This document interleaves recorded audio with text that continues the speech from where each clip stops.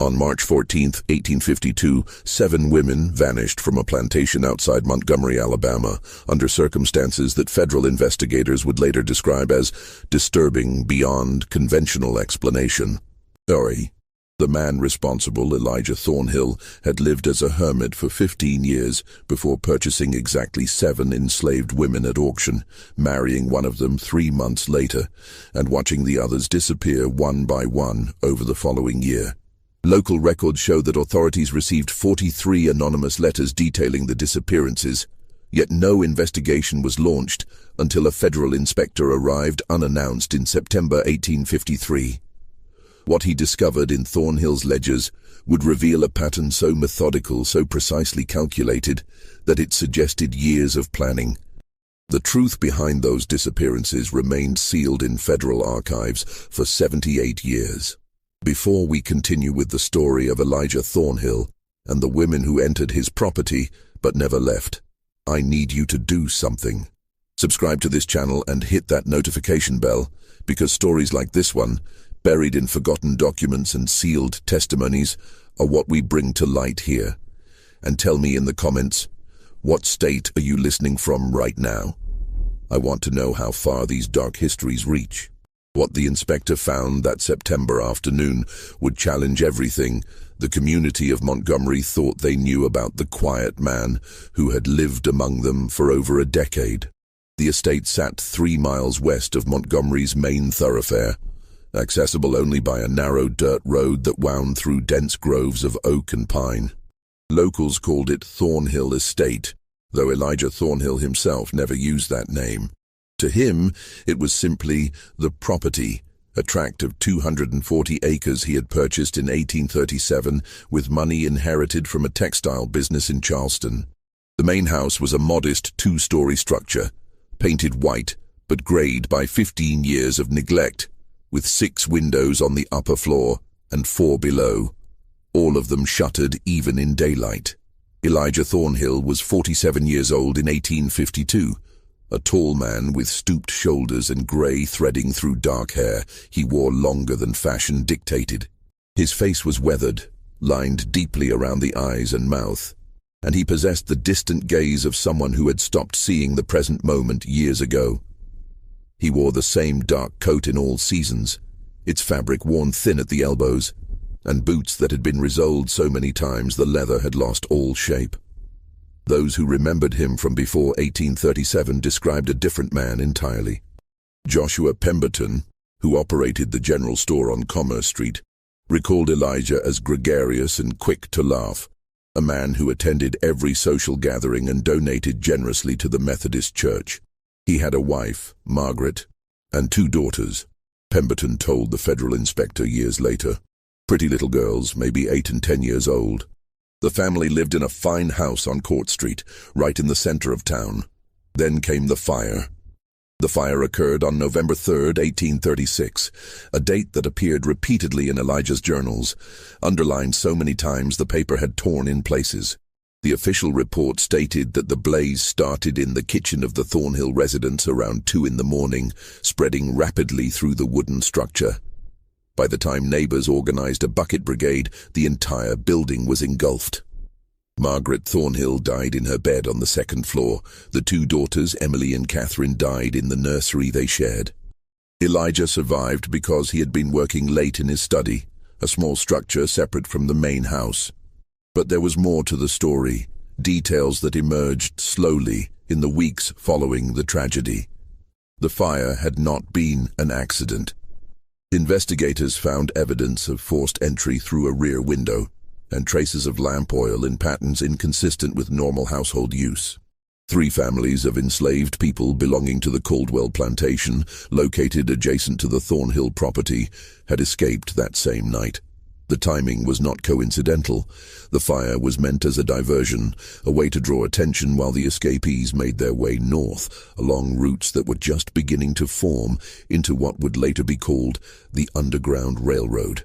The Caldwell family never forgave the destruction the escape had caused to their neighbors. Neither did several other plantation families who saw the incident as evidence that enslaved people could not be trusted.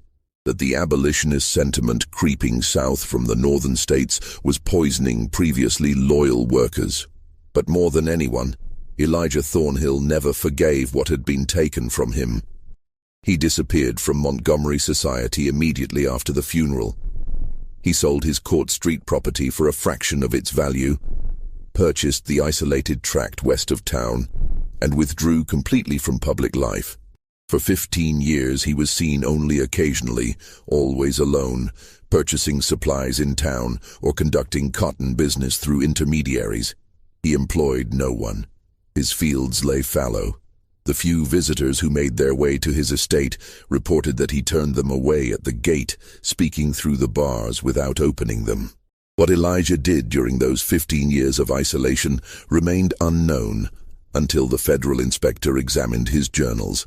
The pages, written in cramped handwriting that grew increasingly difficult to decipher as the years progressed, revealed an obsession that had consumed every waking hour. He had spent those years researching, documenting, and planning. The journals contained names, dozens of them, organized into family trees that sprawled across multiple pages.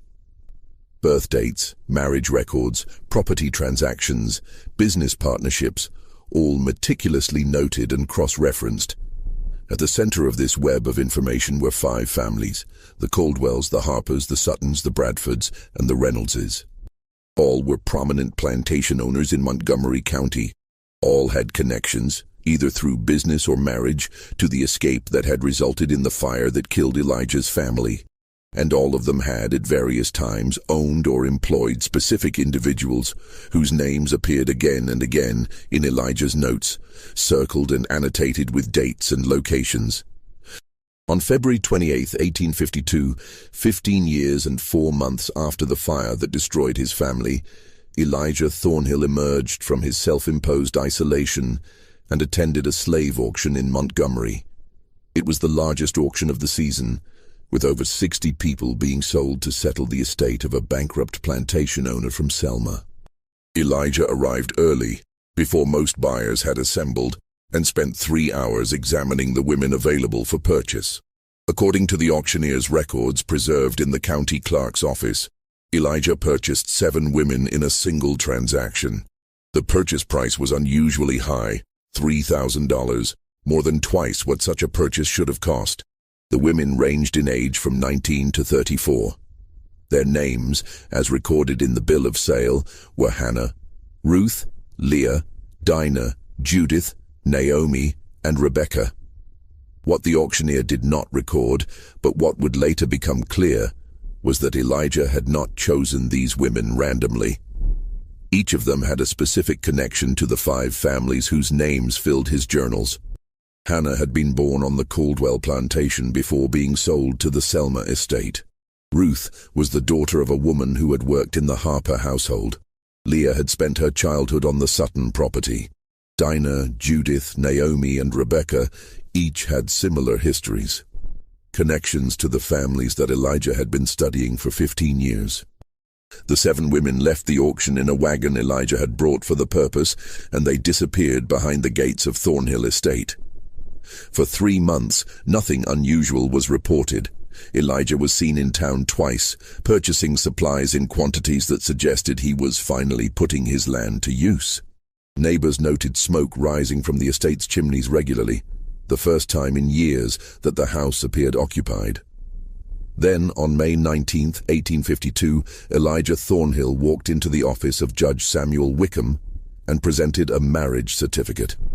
He had married Hannah, one of the 7 women, in a private ceremony conducted by a circuit preacher who traveled through the area monthly. The marriage was legal, shocking, but legal. Alabama law permitted such unions, though they were rare and socially condemned.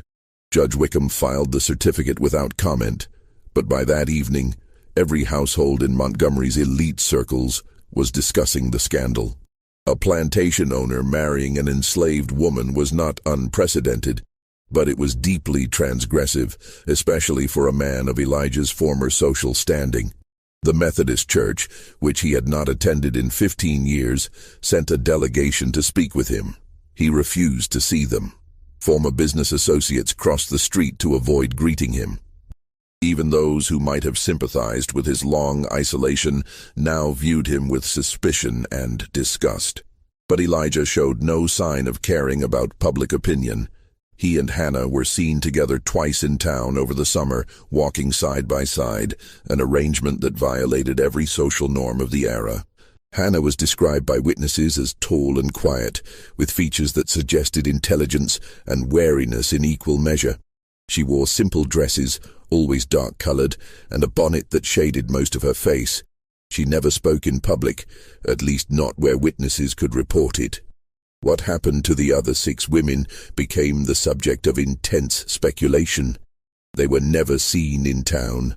No one reported hearing them or seeing them working in the fields. The estate remained as isolated as it had been during Elijah's years of solitude, with no signs of the activity that 7 additional residents should have produced.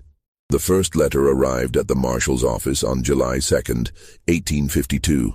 It was written in careful script on cheap paper, unsigned, and it stated simply, "6 women are being held against their will at the Thornhill estate. They are in danger. Someone must investigate." The marshal, an elderly man named Walter Gaines, read the letter and filed it away. Enslaved people were property, and if Elijah Thornhill chose to keep his property isolated, that was within his legal rights. 2 more letters arrived in August, 3 in September, and 5 in October. Each contained similar accusations, phrased differently, but making the same essential claim. The women were prisoners. They were being harmed. Someone needed to intervene. Marshal Gaines ignored all of them. Several prominent citizens, including members of the Caldwell and Harper families, also received anonymous letters. These were more specific, mentioning names and suggesting that the families themselves were somehow responsible for whatever was happening at the Thornhill estate. It was the letter sent to the federal office in Mobile that finally prompted action. That letter, dated November 14, 1852, contained not just accusations but specific details about property law and interstate commerce that suggested the writer had legal knowledge. The letter argued that if Elijah Thornhill was holding people against their will, it constituted a violation of property rights belonging to the original owners, and since the women had been purchased at an estate sale involving bankruptcy and interstate transactions, federal jurisdiction might apply. The argument was thin, barely legal, but it was enough to catch the attention of Inspector Thomas Calloway, a federal agent who had been investigating illegal slave trading operations along the Gulf Coast. Calloway was known for his thoroughness and his willingness to pursue cases that local authorities ignored. He arrived in Montgomery on September 3, 1853, 17 months after Elijah had purchased the 7 women. What Calloway discovered in the following weeks would expose a truth far more disturbing than anyone had imagined, a plan so carefully executed that it had been operating in plain sight while the entire community looked away. Inspector Thomas Calloway was not what Montgomery's establishment expected. He was 31 years old, lean and clean-shaven in an era when most men wore beards, and he carried himself with the confidence of someone who had learned not to be intimidated by wealth or social position. He had grown up in Philadelphia, the son of a printer, and had joined the Federal Marshal Service at 23, working primarily on cases involving customs fraud and illegal trade. His assignment to investigate slave trading irregularities had come about almost by accident, the result of a case involving fraudulent bills of sale that had crossed state lines.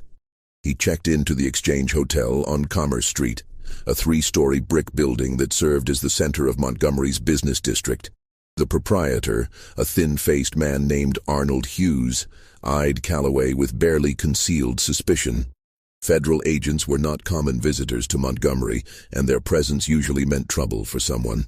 Calloway spent his first 3 days reviewing documents at the county clerk's office. He examined the bill of sale from the February auction, property records for the Thornhill estate, and tax records going back to 1837.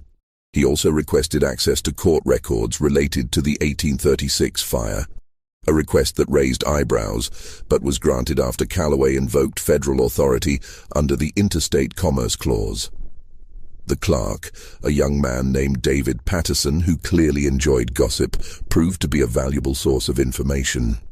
Mr. Thornhill was a different man before the fire, Patterson said, leaning across his desk conspiratorially. Owned one of the largest cotton factor businesses in the city. Had contracts with plantations all over the state. But after his family died, he just stopped, sold everything, paid off all his debts, and disappeared into that estate. My father tried to visit him once, around 1840, to discuss a business matter. Said Thornhill met him at the gate with a shotgun and told him to leave and never come back. Did anyone ever investigate the fire more thoroughly? Calloway asked. The records suggest it was arson, but I don't see any arrests. Patterson shook his head. Marshal Gaines investigated for about a week, then declared it unsolvable. The enslaved people who escaped that night were never found. They probably made it to free territory, maybe Ohio or Pennsylvania. The Caldwell family pushed for a bigger investigation, but it never happened.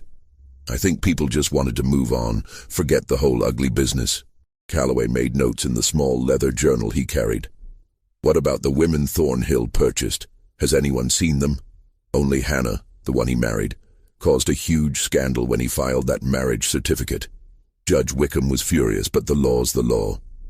As for the others, Patterson lowered his voice further. There have been rumors. Some people claim to hear screaming at night from the estate, but it's far enough from any other houses that it could just be wind or animals. The letters started coming about a month after he brought them home. Anonymous, all of them. Marshal Gaines has a whole file. I'd like to see that file, Calloway said. Marshal Gaines was less cooperative than the clerk.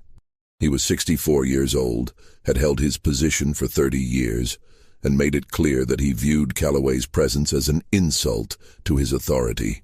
I read those letters, Gaines said, sitting behind his desk with his arms crossed. Every single one. They're the work of abolitionists trying to stir up trouble. Probably written by the same person, maybe someone who escaped north years ago and wants revenge. The handwriting varies significantly between letters, Calloway pointed out. I counted at least 4 distinct hands. Gaines waved dismissively. They're working together then. The point is, there's no evidence of any crime. Thornhill bought those women legally. What he does with his property is his business. Even if that property includes people being held against their will, they're slaves, Gaines said flatly. Holding them against their will is the definition of slavery. If you want to change that, talk to Congress, not me. Calloway left the marshal's office with the letters, which Gaines had reluctantly provided after Calloway threatened to return with a federal warrant. Back at the hotel, Calloway spread the letters across his bed and studied them carefully.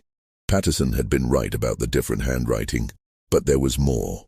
The letters showed knowledge that suggested multiple sources, different perspectives on what was happening at the estate.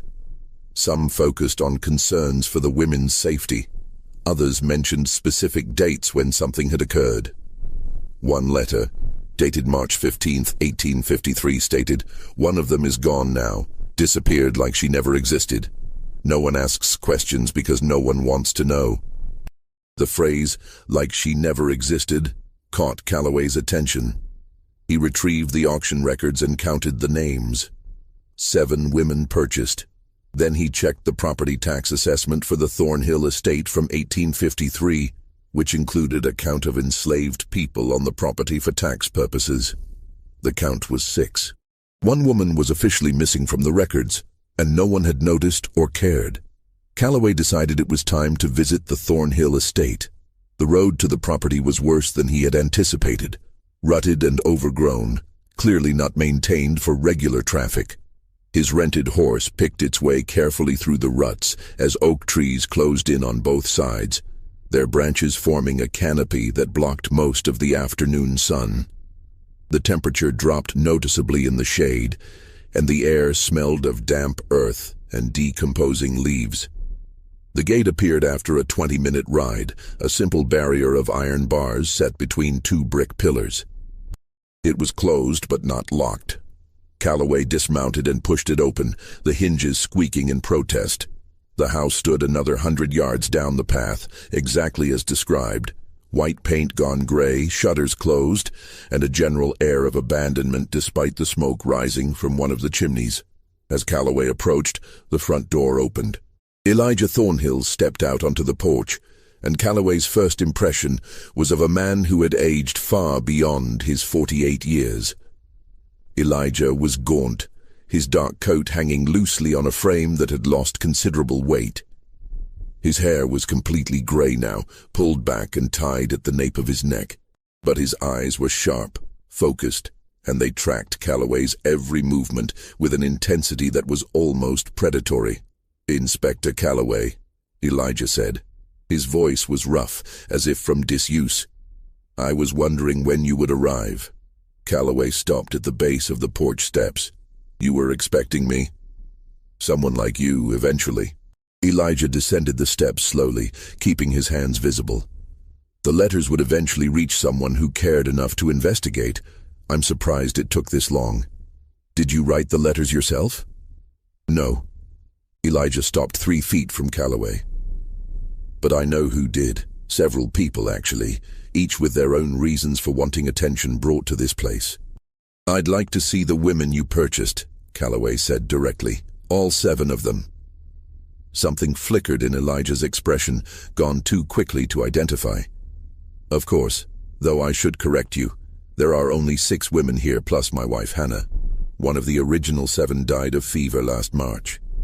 I reported it to the county clerk, but apparently the tax assessment wasn't updated." Calloway made a note. "I'll need to see the death certificate." "I don't have one. She was buried on the property. Circuit preachers don't issue death certificates for slaves, Inspector. You know that." It was true, technically, though it was convenient for Elijah's story. "Then I'll need to see where she's buried."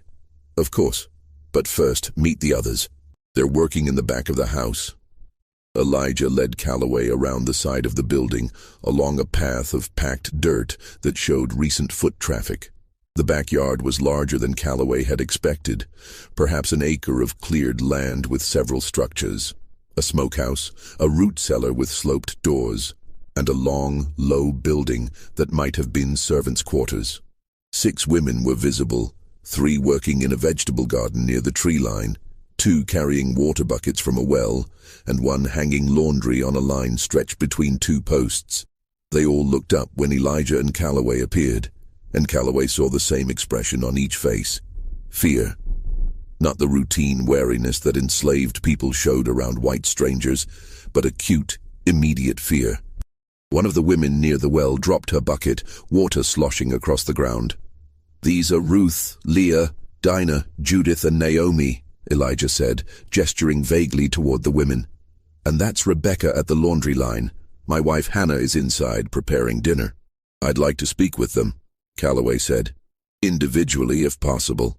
Elijah's expression hardened slightly. "On what grounds?" "Federal investigation into possible violations of property law and interstate commerce regulations." "They're my property, Inspector. Legally purchased. I've done nothing illegal." "Then you have nothing to worry about." Calloway kept his voice level.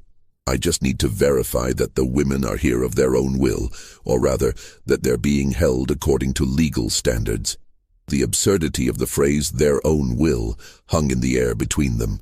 Both men knew that enslaved people had no legal will, but the fiction had to be maintained. Elijah considered for a long moment, then nodded slowly. "You may speak with them, but I'll be present for the conversations." "That's not acceptable." "Then you'll need a warrant, Inspector. And given that I've committed no crime, I doubt you'll get one from Judge Wickham." He was probably right. Calloway shifted his approach.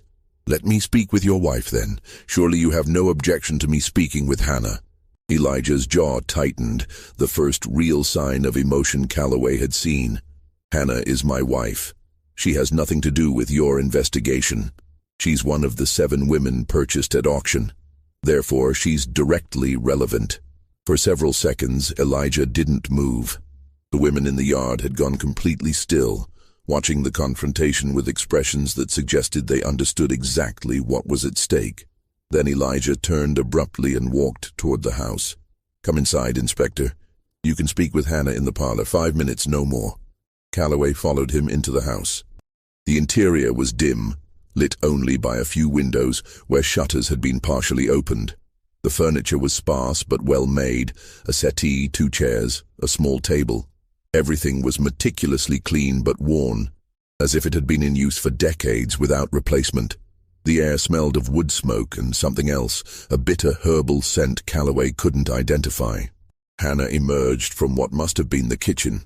She was tall, as the witnesses had described, with dark skin and features that suggested mixed African and indigenous heritage. She wore a simple grey dress with a white collar, and her hair was pulled back beneath a blue headscarf. Her eyes met Calloway's for just a moment before dropping to the floor, a gesture of submission that seemed practiced. "Hannah, this is Inspector Calloway," Elijah said. "He wants to ask you some questions. You're to answer truthfully." "Yes, sir," Hannah said quietly. Elijah positioned himself near the doorway, close enough to hear every word but far enough to maintain the pretense of privacy. Calloway sat in one of the chairs and gestured for Hannah to take the settee. She sat on the edge of the cushion, hands folded in her lap, posture rigid. "How long have you been here, Hannah?" Calloway asked gently. "Since February of last year, sir. 1 year and 7 months. And you married Mr. Thornhill 3 months after arriving?" "Yes, sir." "Was that your choice?" Hannah's eyes flickered toward Elijah, then back to her hands.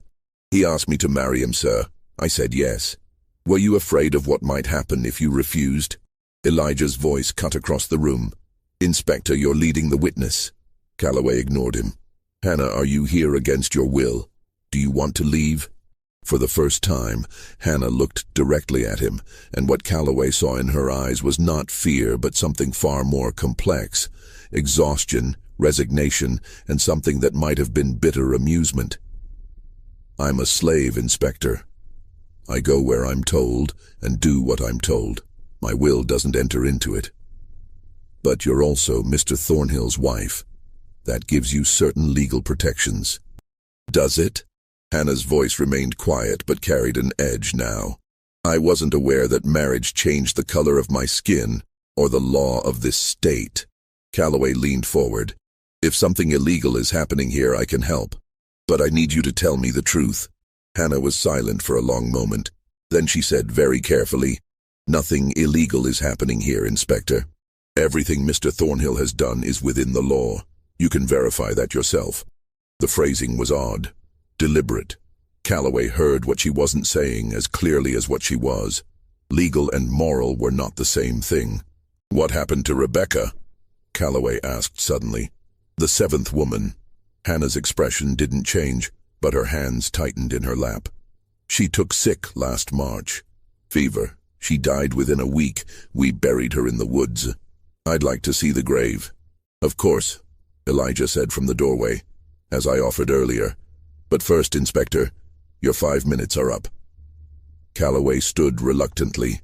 He'd learned something, though he wasn't sure what yet. Hannah's careful wording, the fear on the other women's faces, the single missing woman who had conveniently died of fever. All of it suggested something was deeply wrong at the Thornhill estate. But wrong and illegal were different standards, especially in Alabama in 1853. Elijah led him back outside and across the yard toward the tree line. The 6 women had returned to their work, but Calloway could feel them watching as he passed. None of them spoke or made eye contact. The grave was 100 yards into the woods, marked by a simple wooden cross with no name. The earth was settled, suggesting the burial had occurred months ago, as claimed. Calloway examined the site carefully, but found nothing suspicious. If Rebecca had died of fever and been buried here, this is exactly what it would look like. "Satisfied?" Elijah asked. "Not remotely," Calloway said, "but I'll need more evidence before I can proceed. I'll be staying in Montgomery for the foreseeable future. I may return with additional questions." "You're welcome any time, Inspector. As you can see, I have nothing to hide." But as Calloway rode back toward Montgomery, with the afternoon sun slanting through the trees and the sounds of the estate fading behind him, he knew that Elijah Thornhill was hiding something. The question was what, and whether it was illegal enough to justify federal intervention. The answer would come from an unexpected source. One of the women from the estate, speaking through words she had written months ago, waiting for someone to find them. Inspector Calloway spent the next week conducting interviews throughout Montgomery. He spoke with the auctioneer who had sold the 7 women to Elijah, with merchants who had supplied the estate over the past year, with neighbors whose property bordered Thornhill land, and with members of the 5 families whose names appeared repeatedly in connection to the 1836 fire. The auctioneer, a heavy-set man named Porter Williams, remembered the transaction clearly. "Never seen anything like it," Williams said, sitting in his office above a tobacco shop. "Man comes in, looks at every woman we have available, then picks 7 specific ones and pays premium price without negotiating. Usually buyers want to haggle, especially for that many at once. But Mr. Thornhill just counted out the money and asked for immediate transfer of ownership. Had a wagon waiting outside. Did he explain why he wanted those particular women?" Williams shook his head. "Didn't ask. Frankly, didn't care. A sale's a sale. Though I did notice he spent a long time talking to each of them before making his decision. Asked them questions about their history, where they'd worked, who their families were. Most buyers don't bother with that kind of detail." "Did the women seem afraid of him?" "No more than they were afraid of everyone else. They were being sold, Inspector." Fear was the primary emotion in that room regardless of who was buying. The merchants provided similar stories. Elijah had been a regular customer since the previous February, purchasing supplies in quantities that suggested he was finally putting his land to use. Flour, sugar, salt, lamp oil, fabric, tools, seeds. Nothing unusual except the quantities, which were larger than needed for 8 people but not suspiciously so. The neighbors were less helpful. The nearest property was 3/4 of a mile away, owned by a farmer named Douglas Pritchard, who grew tobacco and raised hogs. "Don't see much from over there," Pritchard said. "The trees are too thick and I mind my own business. Heard he married one of his slaves, which is his affair, not mine. Haven't heard any screaming or seen anything suspicious, if that's what you're asking." "You're sure? No unusual sounds at night?" Pritchard hesitated. "Well, there was one night, maybe back in April or May. Heard something that might have been a woman crying, but it was far off. Could have been an animal. Didn't last long. Mentioned it to my wife and she said it was probably just an owl. We let it go." The conversations with the 5 families proved most interesting, particularly because of what they refused to say. Richard Caldwell, patriarch of the Caldwell Plantation, received Calloway in a drawing room that reeked of cigar smoke and old money. He was 71 years old, corpulent and red-faced, with hands that trembled slightly as he lifted a glass of whiskey to his lips. "Thornhill's a madman," Caldwell said bluntly. "Always was, even before the fire. Too intense, too focused on things that didn't matter. When his family died, it broke whatever was left of his mind. Marrying a slave woman, that's just the latest evidence of his insanity." "Did you receive any of the anonymous letters about conditions at his estate?" Caldwell's expression darkened. "I received several. All of them nonsense, trying to implicate me in whatever delusions Thornhill is living under. I had nothing to do with that fire, Inspector. My property was damaged by it too. 3 barns burned when the wind shifted. And yes, some of my people escaped that night, but they were recaptured within a month. This has nothing to do with me. The letters suggest otherwise. The letters were written by abolitionists or by Thornhill himself to create sympathy. Either way, they're irrelevant. If you want to investigate a crime, investigate Thornhill's theft of property. Those women he purchased came from an estate that was settled fraudulently. There are liens against that sale that were never resolved. It was a deflection, obvious and clumsy, but it revealed something. Caldwell was worried. Calloway filed that information away and moved on to the next family. The pattern repeated with the Harpers, Suttons, Bradfords, and Reynoldses. All had received anonymous letters, all dismissed them as malicious lies. All insisted they had no connection to Elijah Thornhill beyond the tangential relationship created by the 1836 fire. And all of them, without exception, seemed anxious to end the conversations as quickly as possible. On the 8th day of his investigation, Calloway received a message at his hotel. It was delivered by a young black boy, perhaps 10 years old, who handed him a folded piece of paper and ran away before Calloway could ask any questions. The note was written in careful, educated handwriting. If you want to understand what is happening at the Thornhill estate, examine the property records for the 5 families. Pay special attention to transfers that occurred in late 1836 and early 1837. Truth is hidden in plain sight. Calloway returned to the clerk's office and requested all property records for the 5 families covering the period from November 1836 through June 1837. David Patterson brought out 3 thick ledgers and spread them across a reading table. "This will take a while," Patterson said. "These families own substantial holdings. What exactly are you looking for?" "I'll know when I see it," Calloway said. He worked through the afternoon and into the evening until Patterson had to light lamps to continue. The records were dense and difficult to parse, filled with legal language and abbreviations that required Patterson's help to understand. But slowly, a pattern emerged. In the 6 months following the fire, all 5 families had conducted significant property transfers. The Caldwells had sold 3 enslaved people to a plantation in Georgia. The Harpers had sold 5 to a buyer in Louisiana. The Suttons, Bradfords, and Reynoldses had conducted similar transactions, each selling or transferring small numbers of enslaved people to distant locations. Individually, the transactions were unremarkable. Plantation families bought and sold slaves regularly, often for financial reasons or to break up families as punishment. But taken together, the pattern suggested something else. The 5 families had been systematically removing specific people from their properties and sending them where they couldn't be questioned about what had happened the night of the fire. Calloway made a list of names from the transfer documents, then cross-referenced them with the names in Elijah's journals, which he had retrieved from the estate during his first visit. The overlap was striking. Nearly every person the 5 families had sold or transferred in early 1837 appeared somewhere in Elijah's meticulous research notes. But there was more. Among the names were family relationships that connected back to the 7 women Elijah had purchased in 1852. Hannah's mother had been owned by the Caldwells and transferred to Georgia in January 1837. Ruth's grandmother had worked for the Harpers and been sold to Louisiana. Leah, Dinah, Judith, Naomi, and Rebecca all had similar connections, familial links to people who had been present on or near the properties the night of the fire, and then quickly removed. Elijah hadn't chosen these 7 women randomly. He had selected them because of who their families were, because of what those families might have known about the events of November 3rd, 1836. The next morning, Calloway returned to the Thornhill estate unannounced.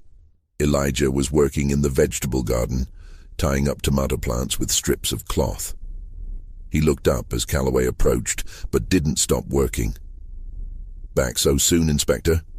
I thought our business was concluded." "I'd like to see your journals," Calloway said.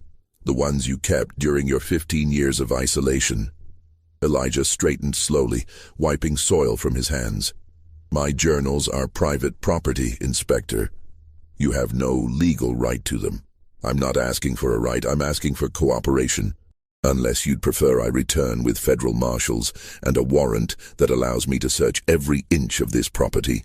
The threat hung in the air between them. Elijah studied Calloway's face for a long moment, then nodded toward the house. "Come inside." The study was on the 2nd floor, a small room with a single window overlooking the backyard.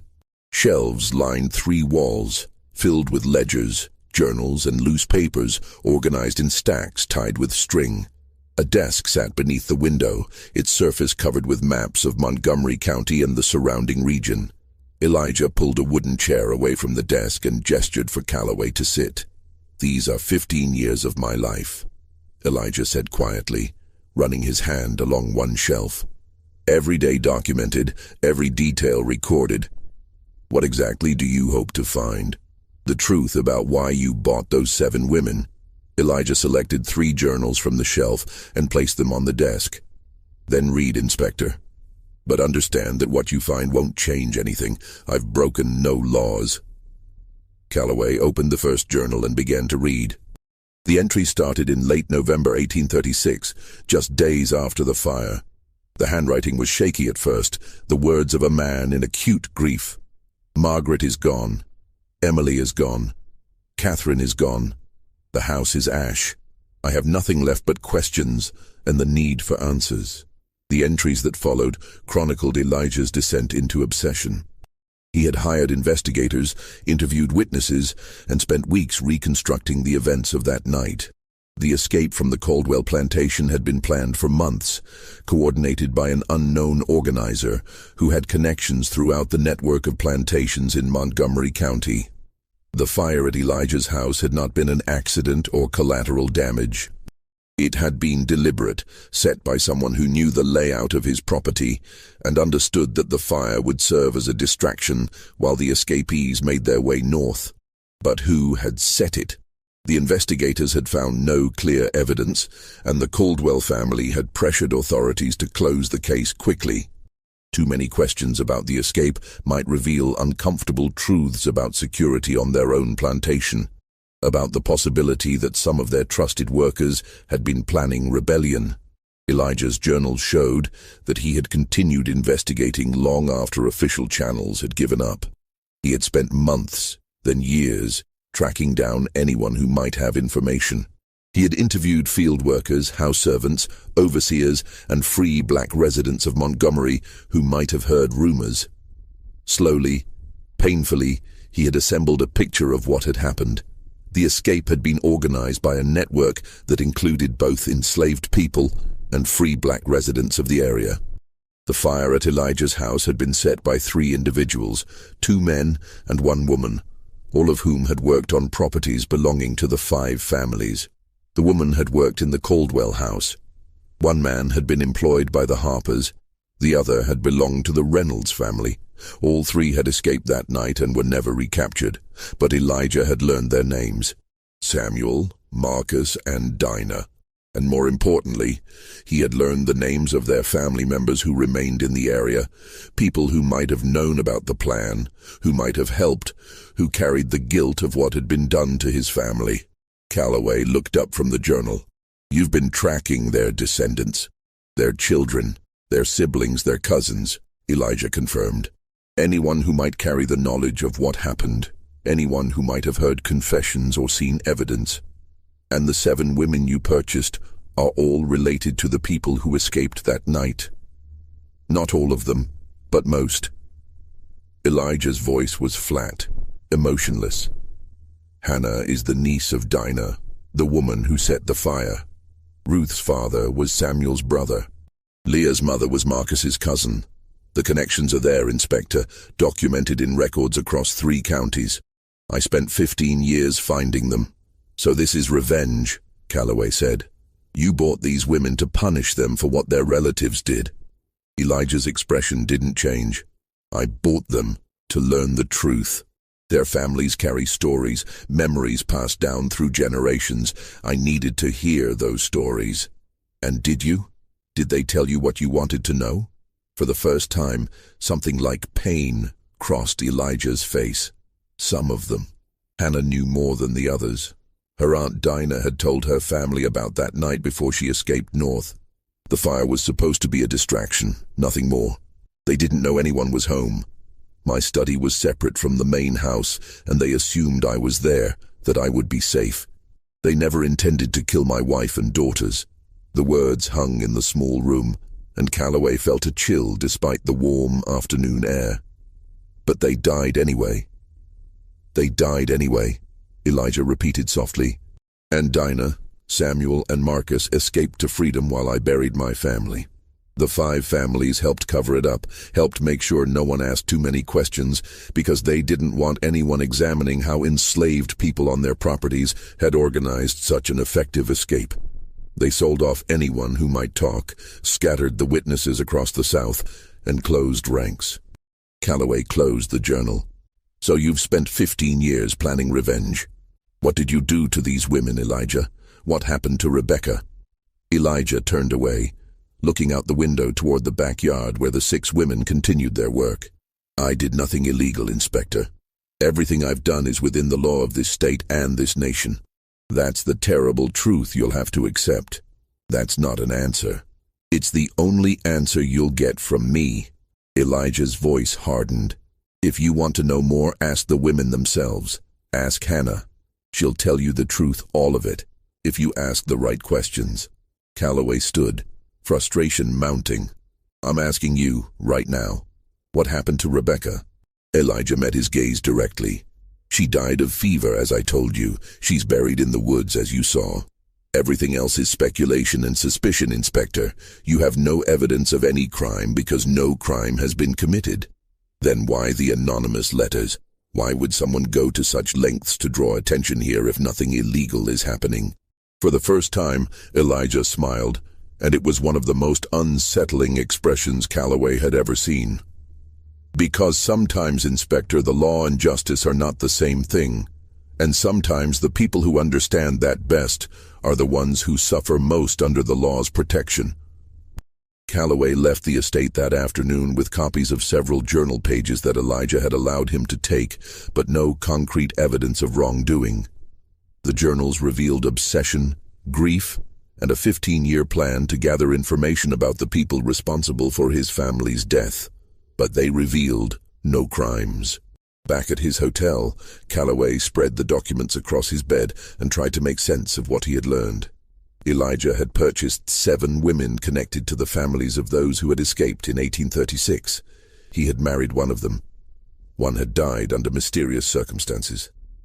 The others remained on his property, clearly afraid but not physically harmed in ways that left evidence. What was Elijah's real plan? Was it simply to interrogate these women, to learn the truth about that night? Or was something darker happening, something that left no legal trace? The answer came 3 days later, from an unexpected source. The woman appeared at Calloway's hotel room door just after dawn on September 19, 1853.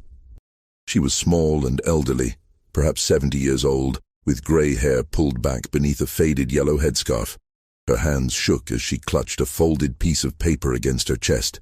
Inspector Calloway. Her voice was barely above a whisper. Yes. How can I help you? I have something you need to see.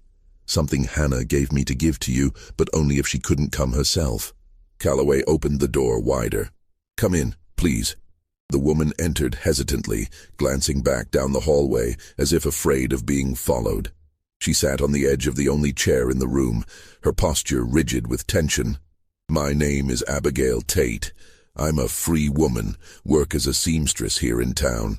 Hannah came to me 6 months ago, asked me to hold this paper safe. She said if anything happened to her, or if a federal inspector came asking questions, I was to give it to him. She handed the paper to Calloway. It was worn soft from much folding and unfolding, the edges frayed. The handwriting was careful and surprisingly educated, written in ink that had faded to brown. My name is Hannah. I am writing this in March of 1853, 1 year after Master Thornhill purchased me and 6 other women at auction. I am writing this because I believe I may not survive what is happening here, and someone needs to know the truth. Master Thornhill is not a cruel man in the way most people understand cruelty. He does not beat us or starve us. The house is comfortable. We have adequate food and clothing, but we are prisoners in ways more terrible than chains. He married me 3 months after we arrived because he needed a wife to make his plan appear normal to the community. But the marriage is a performance. He has never touched me as a husband touches a wife. He has never raised his voice to me. But every day he asks questions. Questions about my Aunt Dinah, about what she told my mother before she escaped north. Questions about the night of the fire, about who knew what and when. Questions about the other families, about connections between workers on different plantations, about how information traveled through the community. At first I tried not to answer. Then I realized that resistance was pointless. He already knew most of what he asked. He had spent 15 years researching, documenting, building a picture of that night, and the network of people who made the escape possible. He only wanted confirmation, details, the human stories behind the facts he had collected. So I told him. I told him everything I knew about my Aunt Dinah, about how she had been part of the planning for months, about how the fire was meant only as a distraction, about how she never forgave herself for the deaths of Master Thornhill's wife and daughters. I told him about the 5 families and how they had covered up the escape to protect their own reputations. I told him every story my mother had told me, every rumor I had heard, every connection I knew. And when I was finished, he thanked me. Then he brought Ruth to his study and began asking her the same questions. We are not here to be punished, I realized. We are here to be documented. Master Thornhill is creating a record of what happened, told through the voices of those whose families were involved. He treats us well because he needs us healthy and clear-minded. He married me because he needed someone he could trust to help him with his work. But Rebecca refused to cooperate. She would not speak to him, would not answer questions. She said that her grandmother had fled north, and she would not betray her memory by helping the man whose family had been killed in that escape. Master Thornhill did not force her. He did not punish her. He simply stopped feeding her. It happened slowly. First, her portions became smaller. Then she was given only bread and water. Then, for 3 days, nothing at all. We tried to share our food with her, but Master Thornhill watched us constantly. Any food we gave her was taken from our own portions the next day. Rebecca became weaker. She begged him to let her speak, to tell him what he wanted to know. But by then, she was too weak to remember clearly. The fever came soon after, brought on by starvation and despair. She died on March 11, 1853. We buried her in the woods. Master Thornhill conducted a brief service, reading from the Bible as if she had died naturally. And in the eyes of the law, perhaps she had. He never struck her. He never denied her water. He simply withdrew food, which is within his legal right as her owner. This is what Master Thornhill does. He operates within the law while destroying us from the inside. He uses our own fear, our own hunger, our own desperation as weapons, and there is no crime in any of it. I am writing this because I believe others may follow Rebecca's path. Leah has been asking questions, wondering why we must tell him everything, whether we might be feeding his obsession rather than satisfying it. Dinah has been silent for 3 weeks now, refusing to speak. I fear for them both. If you are reading this, Inspector Calloway or whoever you are, know that Master Thornhill has committed no crime under the laws of Alabama or the United States. But he has created a hell that operates within those laws, a prison built from legal rights and property ownership. We are not beaten or worked to death. We are simply erased one by one through methods that leave no evidence. I do not know if there is anything you can do to stop him, but at least now, someone will know the truth. The letter was signed with Hannah's name and dated March 17, 1853, 6 months before Calloway had arrived in Montgomery. He looked up at Abigail Tate, who was watching him with eyes that held both hope and despair. "Why didn't Hannah come to me herself?" "She can't leave the property," Abigail said. "Master Thornhill doesn't lock the doors or chain anyone, but he watches constantly, and she's afraid. If he knew she had written this, if he knew she had given it to me..." "He would withdraw her food as well," Calloway finished grimly. Abigail nodded. "She said you seemed like a man who wanted to help. But she also said you were bound by the law, just like Master Thornhill. She didn't know if this letter would make any difference, but she had to try." Calloway read the letter again, his mind racing through legal precedents and federal statutes. Starvation as a method of control was not explicitly illegal when applied to enslaved people. Property owners had the right to discipline their property as they saw fit, within extremely broad boundaries. As long as Elijah didn't kill anyone outright, as long as he could claim that any deaths were natural consequences of illness or refusal to eat rather than deliberate starvation, He was operating within legal bounds. But there had to be something, some angle of approach that would allow federal intervention. "Abigail, I need you to do something for me," Calloway said carefully. "I need you to get a message to Hannah. Tell her I'm going to return to the estate this afternoon, and I need to speak with her privately. Tell her to find a way to be alone, away from Elijah, even if only for a few minutes." How will she manage that? I don't know, but if she's as intelligent as this letter suggests, she'll find a way. Abigail left through the back entrance of the hotel, and Calloway spent the next 3 hours preparing his approach. He needed evidence that would hold up in federal court, something that demonstrated clear violation of property rights or interstate commerce laws. Hannah's letter was powerful testimony, but it wasn't enough on its own. He needed physical evidence, witnesses, something concrete. He arrived at the Thornhill estate at 2 in the afternoon. Elijah was working in the smokehouse, preparing meat for winter storage. He looked up as Calloway approached, his expression neutral. "Back again, Inspector? I'm beginning to think you enjoy our conversations. I need to speak with Hannah again, alone this time, without you present." Elijah set down the knife he had been using. "On what grounds?" "On the grounds that as your legal wife, she has rights that transcend property law. I'm investigating allegations of abuse, and I need to interview her without the presence of the accused." It was a thin argument, barely supported by law, but Elijah considered it for a long moment before nodding slowly. "Very well. Hannah is in the house preparing dinner. You may speak with her in the parlor. I'll remain outside." Calloway found Hannah exactly where Elijah had said, working in the kitchen over a pot of stew. She looked up as he entered, and their eyes met. In that brief moment of contact, Calloway saw recognition. She knew Abigail had delivered the letter. "Mrs. Thornhill," Calloway said formally, "I need to speak with you privately. Your husband has given permission for us to talk in the parlor." Hannah wiped her hands on her apron and followed him into the front room. Calloway positioned himself so he could see the windows, ensuring that Elijah couldn't approach without being noticed. Hannah sat on the settee, her posture more relaxed than during their first conversation. "You received my letter," she said quietly. "It wasn't a question. I did. Abigail Tate brought it to me this morning. Then you know what's happening here. I know what you've told me.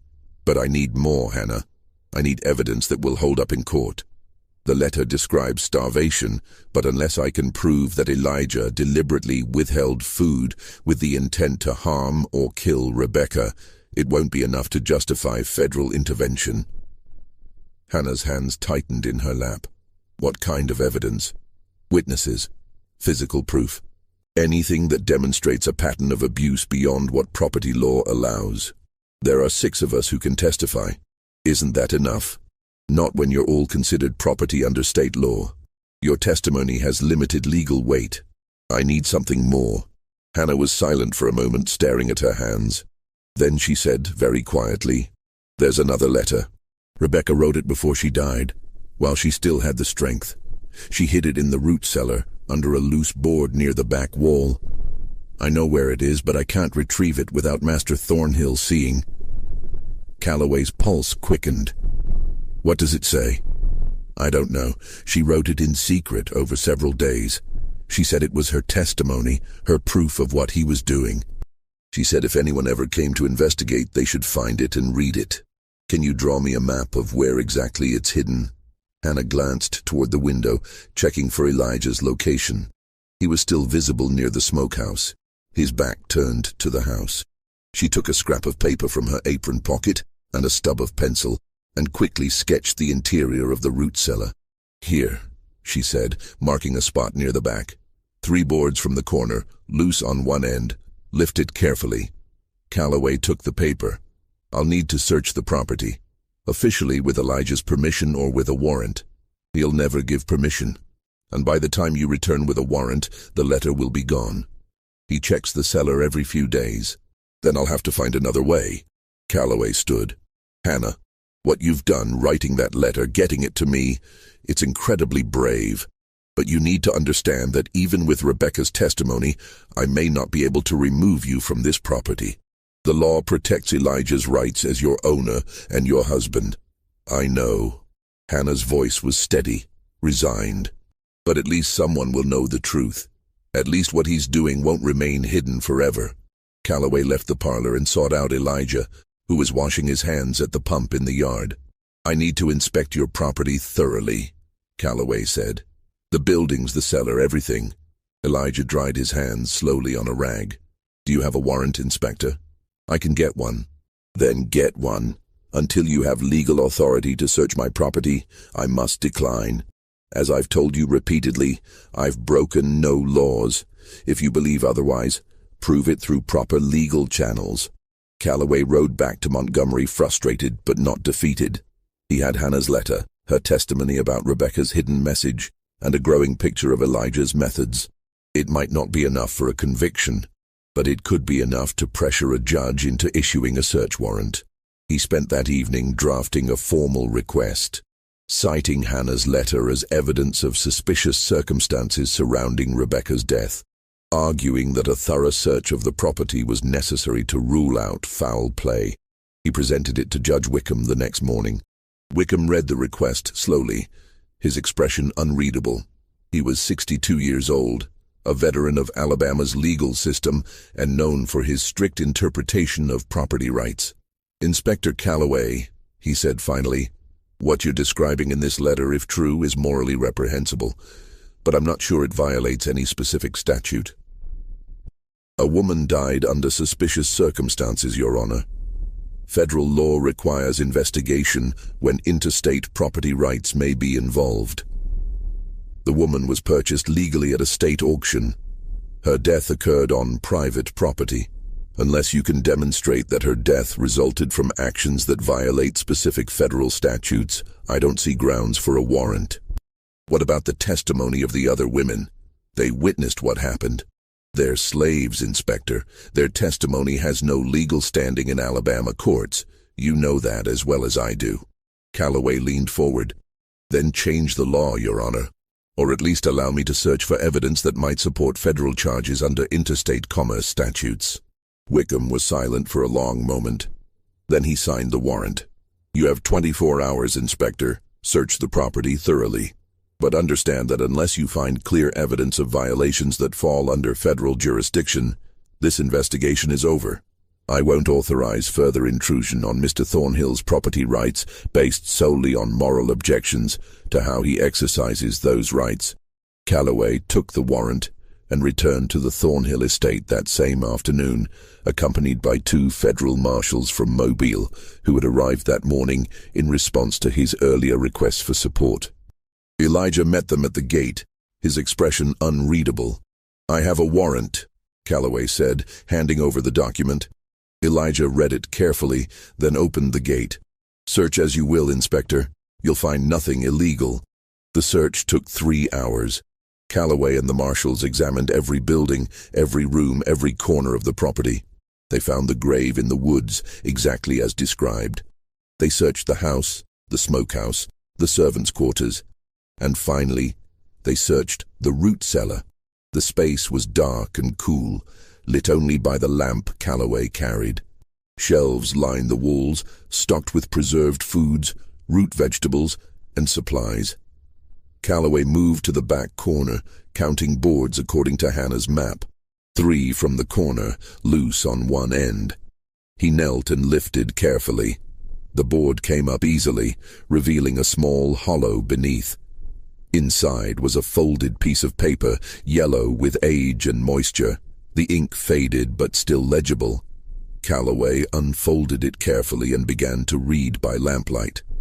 The handwriting was shaky, weak, but the words were clear. My name is Rebecca. I am dying because I would not tell Master Thornhill what he wanted to know about my grandmother, who escaped north in 1836. He has not beaten me or worked me to death. He has simply stopped feeding me a little more each day until I am too weak to stand. This is how he punishes disobedience. This is how he controls us. By the time anyone reads this, I will be dead. But I want someone to know that I chose death rather than betray my grandmother's memory. I want someone to know what Master Thornhill is doing, even though it is within his legal rights. I want someone to know that we are human beings, not property, and we deserve to be remembered. The letter was dated March 9, 1853, 2 days before Rebecca's death, according to Hannah's letter. Calloway climbed out of the cellar with the document in his hand, his mind racing through legal precedents. This was evidence of deliberate starvation, written testimony from the victim herself. But was it enough? Rebecca had acknowledged in her own words that Elijah operated within his legal rights. She had admitted to refusing to cooperate with his demands. In the eyes of Alabama law, Elijah had been exercising his property rights, disciplining a disobedient slave through withholding of food. But perhaps, just perhaps, there was an angle. Calloway found Elijah standing near the house, watching the search with an expression of patient tolerance. "I found Rebecca's letter," Calloway said. "Her testimony about how you starved her to death." "I didn't starve her," Elijah said calmly. "I reduced her rations as punishment for disobedience. She died of fever, weakened by her own refusal to eat what little she was given. The law allows owners to discipline their property as they see fit. The law also has boundaries, even in Alabama. Deliberate starvation that results in death could be considered destruction of property belonging to the estate that sold her to you. That crosses into federal jurisdiction under interstate commerce law." It was a stretch, barely supported by precedent, but Elijah's expression tightened slightly. "You're reaching, Inspector." "Maybe. But I have 2 letters now, written testimony from women who were present, and probable cause to arrest you pending further investigation. You can come voluntarily, or I can have the marshals take you by force." For a long moment, Elijah didn't move. Then he nodded slowly. "I'll come voluntarily. But this will never go to trial, Inspector. You know that as well as I do. No judge in Alabama will convict a white man for how he disciplines his property." "We'll see," Calloway said. But as the marshals led Elijah away, he knew the man was probably right. The trial of Elijah Thornhill began on November the 2nd, 1853, exactly 17 years and 1 day after the fire that had killed his family. It was held in federal court in Mobile, presided over by Judge Harrison Carmichael, one of the few federal judges in the region with a reputation for occasionally ruling against property owners in cases involving clear abuse. The courtroom was packed with spectators, drawn by the sensational nature of the case. A white man on trial for starving his own slave to death, accused based on letters written by enslaved women.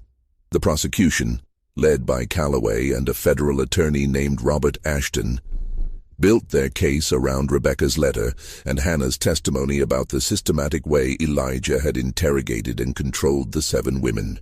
The defense, led by a prominent Montgomery attorney named Charles Rutherford, argued that Elijah had acted within his legal rights as a property owner, that Rebecca had died of fever rather than starvation, and that her own letter admitted she had been disobedient and refused to eat the food she was given. On the 3rd day of the trial, Hannah was called to testify. It was highly unusual for an enslaved person to testify in any court, let alone federal court. But Judge Carmichael had ruled that as Elijah's legal wife, Hannah had limited standing to provide testimony about events in her household. She took the stand wearing a simple blue dress, her hair pulled back beneath a white headscarf.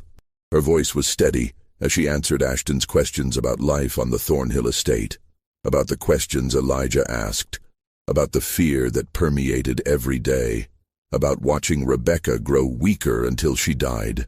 Then came the defense's cross-examination. Rutherford stood and approached Hannah with an expression of practiced sympathy. "Mrs. Thornhill, you've described your husband as controlling and obsessive, yet he married you, gave you his name, made you the mistress of his household. Why would he do that if his only goal was to punish you?" Hannah met his gaze steadily. "He married me because he needed someone who could help him with his work. someone he could trust to organize the others, to ensure they cooperated with his questions. He chose me because I was willing to tell him what he wanted to know. So you cooperated willingly? I cooperated to survive. And did your husband ever strike you, deny you food, treat you cruelly in any physical way? No. Did he provide adequate shelter, clothing, and food for you and the other women? Yes. Then what precisely was cruel about his treatment? What law did he violate? Hannah was silent for a moment. Then she said, very carefully, he violated no law. That is the horror of it. Everything he did, every method he used to control us, to break Rebecca's spirit, to make us prisoners in that house, all of it was legal. The law protects his right to own us, to discipline us, to do whatever he wishes with us, as long as he doesn't destroy us outright. And even when he does destroy us, as he destroyed Rebecca, he can claim it was an accident, a consequence of her own disobedience. Rutherford's expression hardened. So you admit that Rebecca's death was a result of her own refusal to cooperate? I admit that she died because my husband stopped feeding her. Whether you call that her fault or his depends on whether you believe human beings have the right to resist their owners.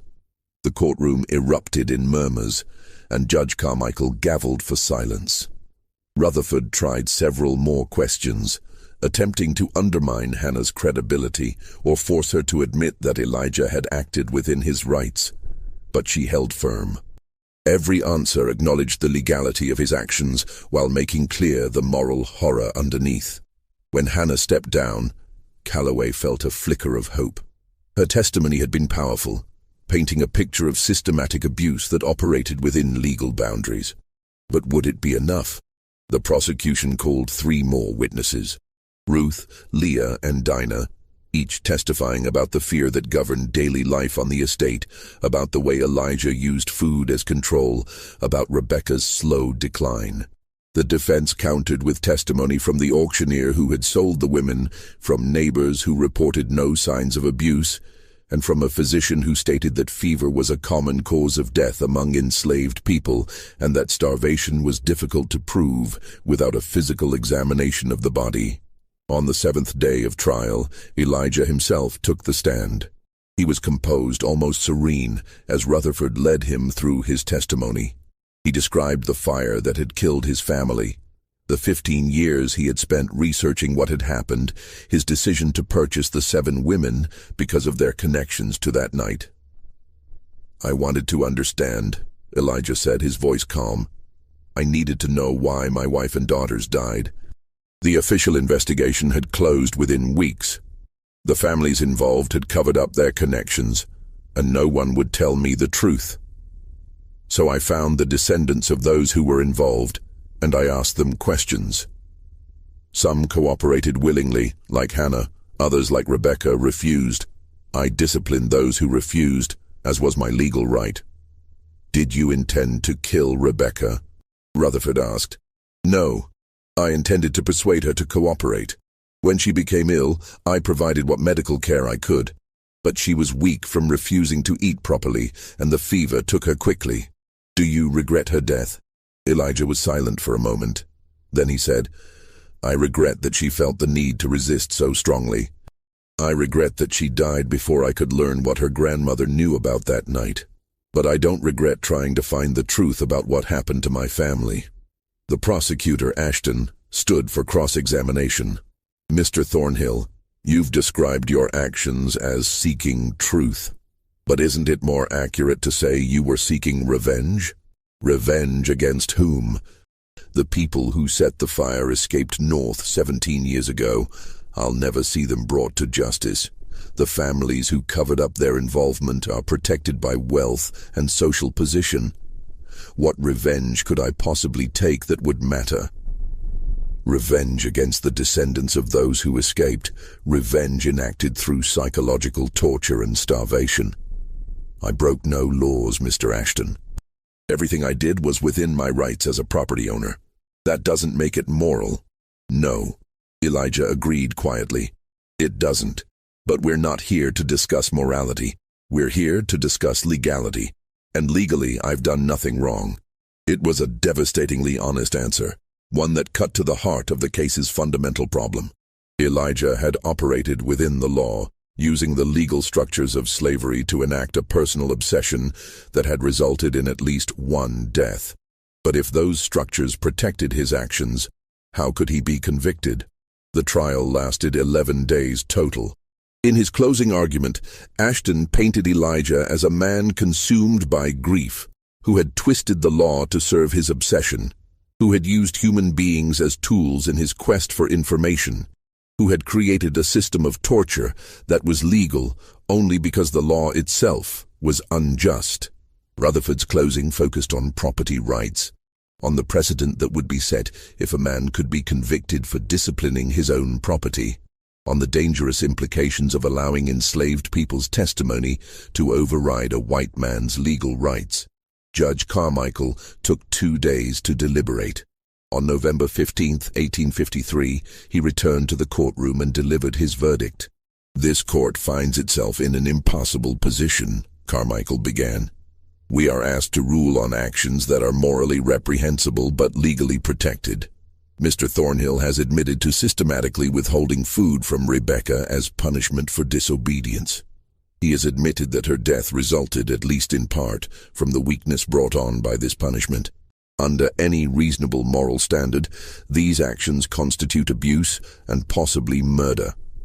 However, this court is not governed by moral standards. We are governed by law, and under the laws of the state of Alabama and the United States, enslaved people are property.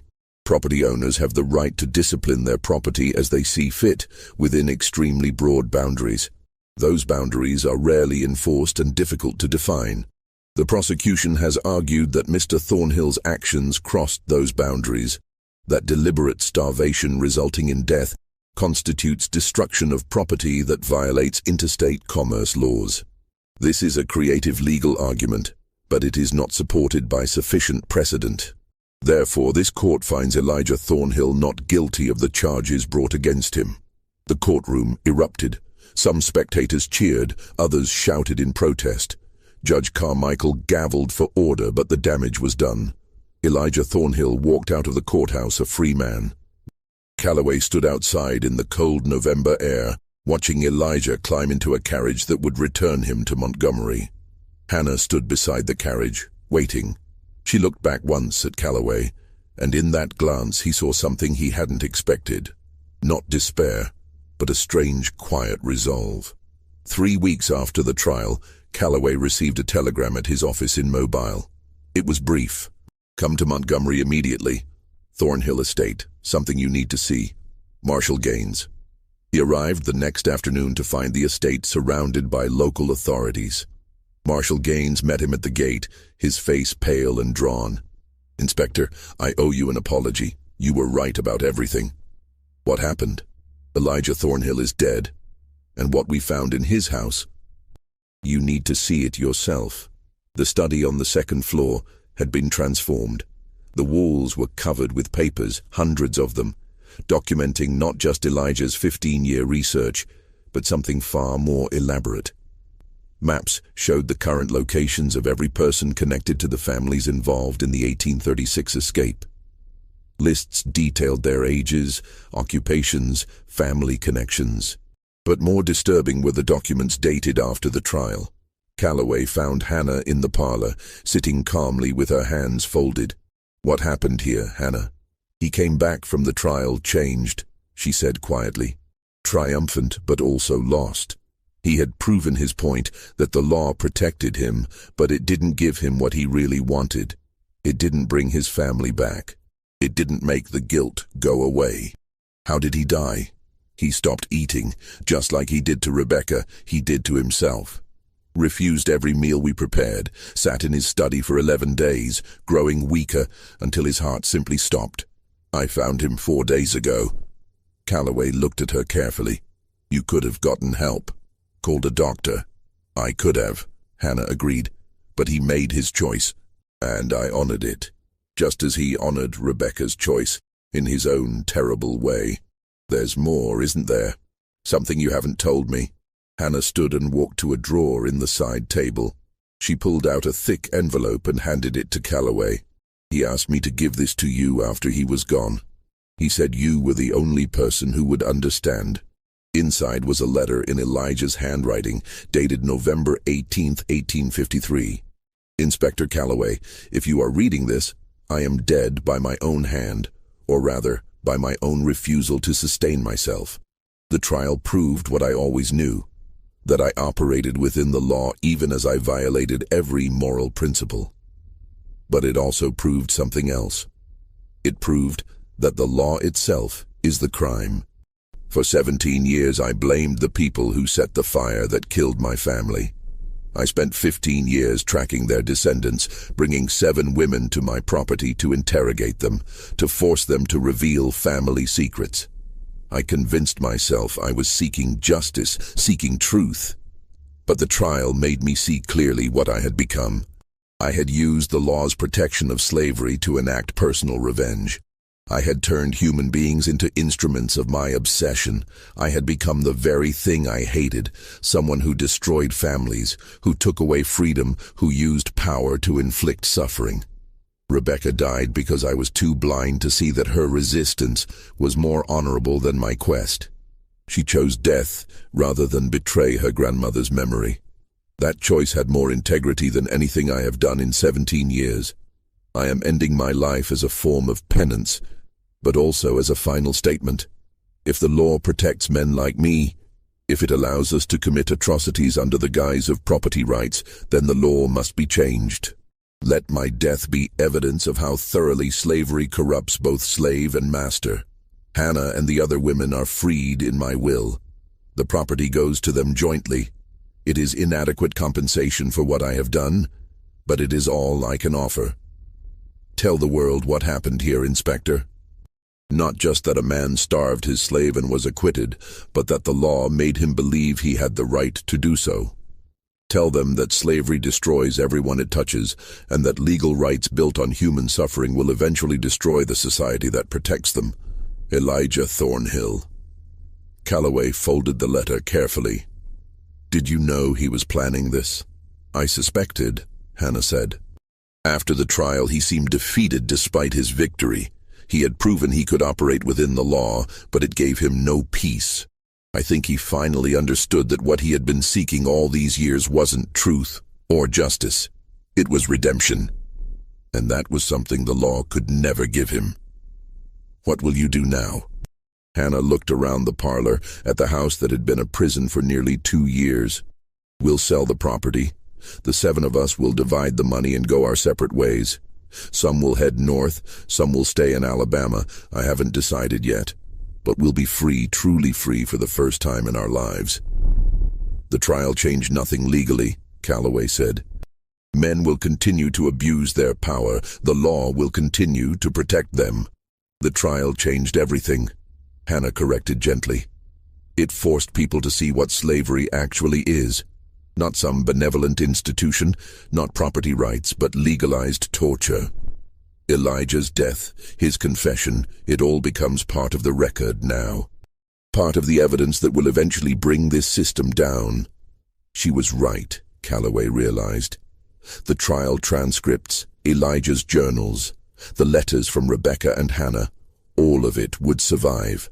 Future generations would read about the Thornhill case and see clearly what the law had protected and what it had destroyed. The story spread through Alabama and beyond. Newspapers in the North published excerpts from the trial transcripts from Elijah's final letter. Abolitionist speakers cited the case as evidence of slavery's moral bankruptcy. Southern defenders of slavery dismissed it as an isolated incident, but the details were too disturbing to ignore completely. Hannah and the 6 other women sold the Thornhill estate in January 1854. They divided the proceeds equally and went their separate ways, most heading north to free states. Hannah herself settled in Philadelphia, where she lived quietly until her death in 1889. She never spoke publicly about her time on the Thornhill estate, but she kept copies of all the documents, all the letters, everything that testified to what had happened there. Inspector Thomas Calloway continued his work investigating illegal slave trading operations until the Civil War began in 1861. He joined the Union Army and survived the war, later working for the Freedmen's Bureau, helping formerly enslaved people navigate their new freedom. He died in 1891, and among his papers was a complete file on the Thornhill case, carefully preserved. The Thornhill estate stood empty for 3 years after the sale, then burned to the ground in a fire of unknown origin in 1857. Some locals claimed they saw lights moving through the abandoned building in the weeks before it burned. Others insisted it was divine judgment on a cursed place. The property was never rebuilt. Today, a state historical marker stands near where the house once was, commemorating the Thornhill Incident of 1853 as a pivotal moment in the legal and moral debates over slavery that would eventually tear the nation apart. But the real legacy of what happened there lives in the documents, in the testimony of the women who survived, and in the disturbing questions it raises about legal systems built on human suffering. Elijah Thornhill operated within the law. That was the horror, and that was the lesson that could not be ignored. What do you think about this story? Could something like this really have happened in America's past? The legal records exist, the testimonies were documented, but the moral questions remain unanswered even today. Leave your thoughts in the comments below. If this story made you think, made you uncomfortable, made you question how legal and moral can be so far apart, then share it with someone who needs to hear it. Subscribe to this channel for more forgotten histories that deserve to be remembered. Hit that notification bell and join us in exploring the darkest corners of America's past, because only by understanding what happened can we ensure it never happens again.